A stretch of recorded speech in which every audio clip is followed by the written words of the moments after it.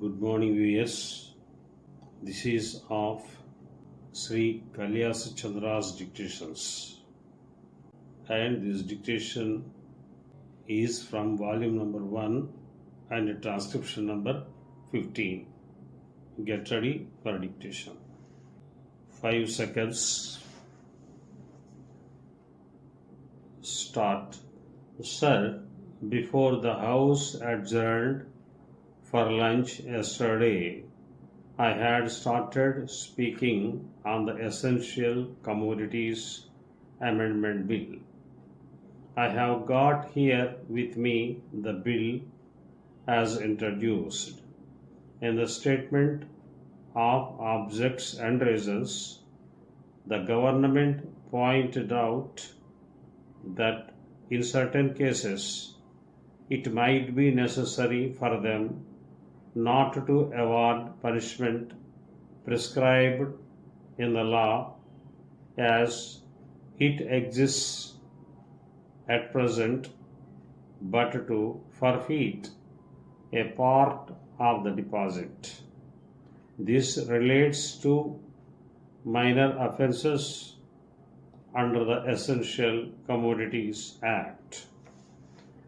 I can quite understand this, and generally, therefore, nobody would oppose this thing. But the question that I wish to raise in this connection before the House is the manner in which this act is being implemented by the government and also by the state governments. I mention the state governments because here is a measure which is sponsored by the Ministry of Food and Agriculture, and in regard to many aspects of which I believe the central government has concurrent jurisdiction, but much is left to the states. Our experience has been, especially in the state from which I come, namely West Bengal, that this act is not implemented properly by the state authorities because of various connections of certain people high up with the big business and others indulging in speculation, hoarding, and so on. The result has been that whatever should be done had not been done. The central government has got powers under this act to make rules, to give directions to the states, and to supervise the manner in which the particular measure is administered by the states. We found that much that should have been done was not done. What is the use of talking about punishment of the small fry? Certainly, if they are guilty, they have to be punished, and the smaller the fry, the minor should be the punishment. I agree there, but the point is that the act is not properly implemented.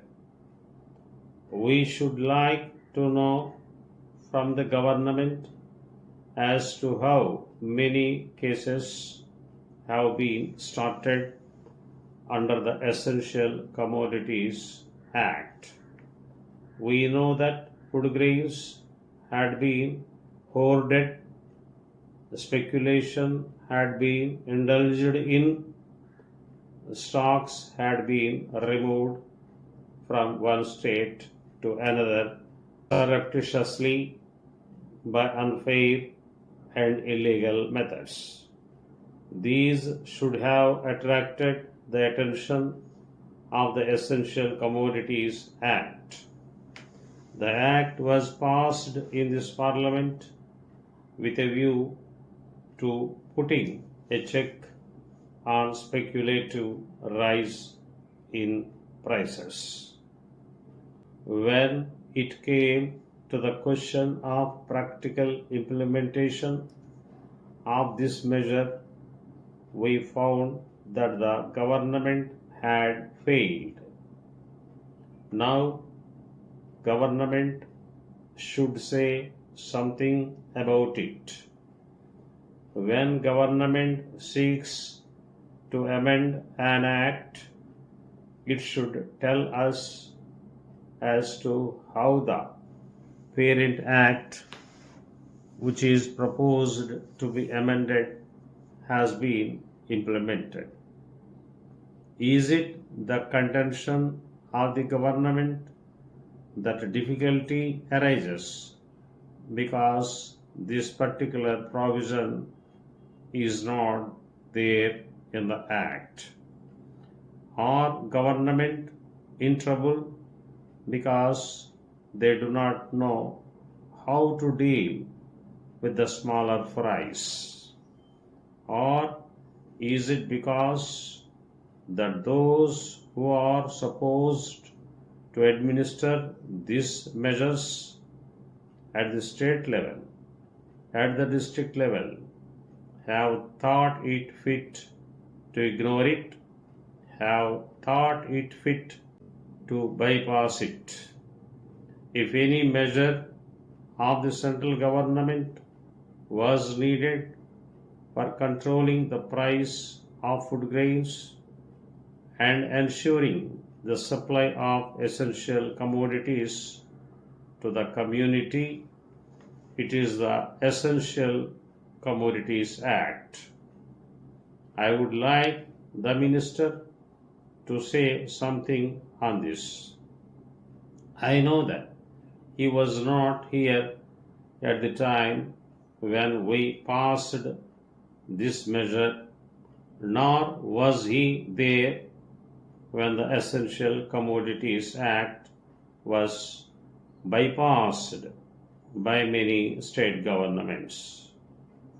In the past, we had drawn the attention of the minister to this problem, and that minister is now happily going to be the president of the Uttar Pradesh Congress Committee. But here I would like to ask the minister who has stepped into his shoes as to what he is doing in order to see to the proper implementation of this act. How many prosecutions have taken place?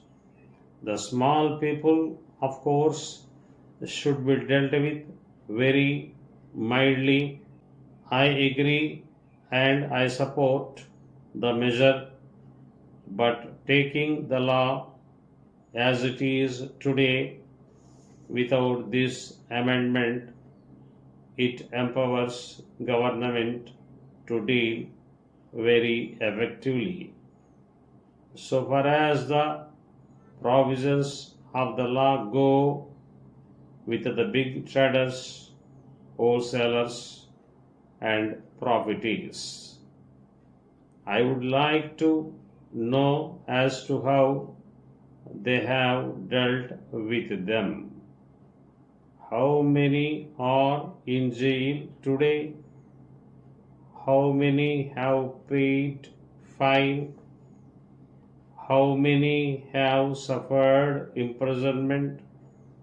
How many licenses have been cancelled as a result of malpractices, corruption, profiteering, and so on, all of which are provided for under this bill, we are entitled to know. Take us into your confidence in regard to this matter. I say, from whatever knowledge we have, that very few have been prosecuted under this act.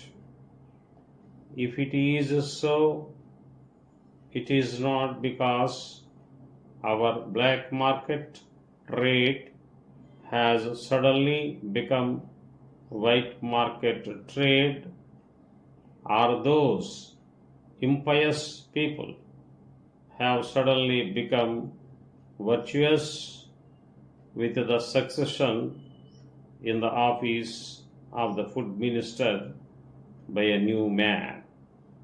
That's all.